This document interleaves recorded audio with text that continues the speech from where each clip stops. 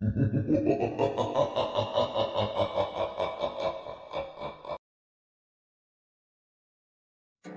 रात बीत चुकी थी। सुनसान बस अड्डे पर पीली टिमटिमाती लाइट्स की रोशनी में राघव खड़ा था। हवा में ठंडक थी, लेकिन उसकी बेचैनी पसीने की बूंदों में बदल रही थी। वो शहर से अपने गांव भैरवपुर जाने के लिए निकला था, लेकिन एक जरूरी मीटिंग में फंस जाने के कारण वो आखिरी बस का टाइम चूक गया। अब मोबाइल पर समय था 12:07 AM। राघव ने लंबी सांस ली। अब तो शायद सुबह तक यहीं रुकना पड़ेगा। वो इधर उधर देख रहा था कि तभी घने कोहरे में दूर से हेडलाइट्स की हल्की सी चमक दिखाई दी।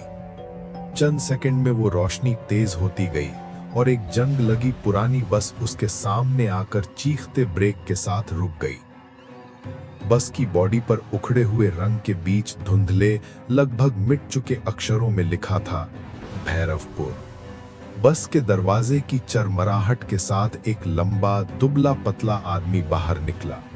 उसकी आंखें गहरी और खोखली लग रही थीं। भैरवपुर? उसने धीमे, लगभग फुसफुसाते हुए पूछा। राघव ने सिर हिलाया और बस में चढ़ गया। अजीब यात्री। बस के अंदर हल्की पीली बुझती बुझती रोशनी थी। सीटें पुरानी, चटक गई थी। लेकिन सबसे अजीब थे यात्री। वे सब चुपचाप बैठे थे, एकदम स्थिर, जैसे समय थम गया हो। पहली सीट पर बैठी एक औरत अपनी गोद में लिपटी किसी कपड़े की गठरी को कसकर पकड़े थी। उसके होंठ लगातार हिल रहे थे, लेकिन कोई आवाज नहीं निकल रही थी, मानो वो मन ही मन प्रार्थना कर रही हो। खिड़की के पास एक बच्चा बैठा था, लेकिन उसकी आंखें सीधी आगे टिकी हुई थीं, पलक भी नहीं झपका रहा था। एक बूढ़ा आदमी कोने में बैठा हल्का कांप रहा था। उसकी पीठ झुकी हुई और हाथ सीट के हैंडल को कसकर पकड़े थे। राघव धीरे धीरे चलते हुए बीच की सीट पर बैठ गया। बस जैसे ही चली उसने महसूस किया कि इंजन की आवाज अजीब तरह से धीमी और गहरी थी, मानो ये मशीन नहीं, कोई जीव सांस ले रहा हो। कोहरे में परछाइयां। खिड़की से बाहर घना कोहरा था। स्ट्रीट लाइट्स मुश्किल से नजर आती और बीच बीच में अंधेरे में कुछ बड़े बड़े साए चलते दिखाई देते, जो बस के साथ साथ भागते हुए लगते थे। राघव ने खुद को समझाया कि ये उसकी आंखों का धोखा होगा, लेकिन जब उसने तीसरी बार देखा तो साफ था ये आकृतियां इंसानों जैसी नहीं थीं। वे लंबी लंबी, टेढ़ी मेढ़ी और बेहद तेज थीं। अचानक बस रुक गई। कंडक्टर ने आवाज लगाई, भैरवपुर कब्रिस्तान, कोई उतरना है? पिछली सीट से एक युवक धीरे धीरे उठा। उसके चेहरे पर कोई भाव नहीं था। वो बस से उतरा और कोहरे में गायब हो गया। राघव ने हैरानी से देखा, बस के बाहर कोई घर या सड़क नहीं थी, सिर्फ काला अंधेरा और धुंध। अजनबी की फुसफुसाहट। राघव की बेचैनी बढ़ रही थी।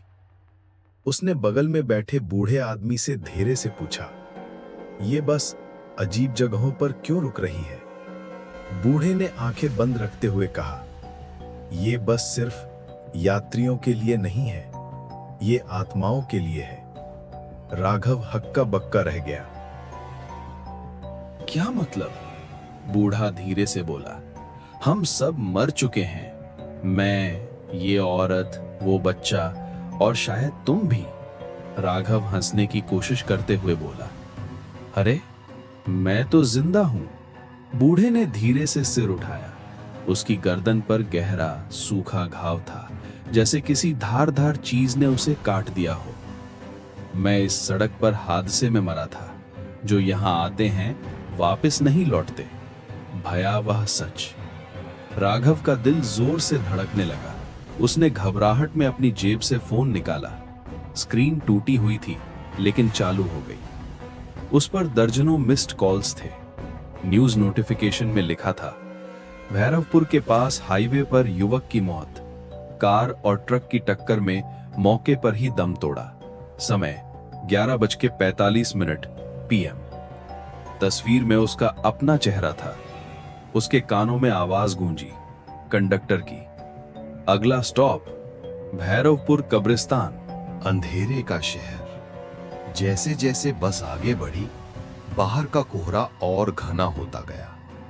अचानक राघव ने देखा कि खिड़की से बाहर कोई चांद या सितारे नहीं थे, बस एक अजीब बैंगनी सी रोशनी पूरे आसमान में फैली थी। दूर धुंध के बीच उसने देखा भैरवपुर, लेकिन ये वैसा गांव नहीं था जैसा वो जानता था। ये टूटी फूटी इमारतों, टेढ़ी गलियों और जले हुए घरों का शहर था।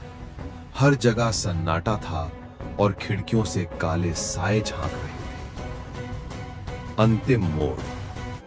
बस कब्रिस्तान के गेट पर रुकी। सारे यात्री उतरने लगे। जमीन पर कदम रखते ही उनके शरीर धुएं में बदलने लगे और वे हवा में गायब हो गए। राघव ने डर के मारे सीट पकड़े रखी। कंडक्टर उसकी ओर आया। उसकी आंखों में सिर्फ अंधेरा था। चलो, तुम्हारा ठिकाना यही है। राघव ने सिर हिलाया। नहीं, मैं नहीं उतरूंगा। कंडक्टर मुस्कुराया। तुम पहले ही उतर चुके हो राघव। राघव ने खिड़की से बाहर देखा। वो खुद को देख रहा था। उसका मृत शरीर कब्रिस्तान के गेट पर पड़ा था। चेहरे पर वही डर जो इस वक्त उसकी आत्मा में था। अगले ही पल उसके शरीर से एक ठंडी लहर निकली और उसने महसूस किया वो भी धुएं में बदल रहा है। आखिरी चीज जो उसने देखी वो थी बस का नाम। अब वो साफ साफ पढ़ा जा सकता था, मृत यात्री सेवा, सिर्फ आत्माओं के लिए। बस इंजन की गहरी जीवित जैसी सांसों के साथ कोहरे में समा गई और रात फिर से बिल्कुल खामोश हो गई।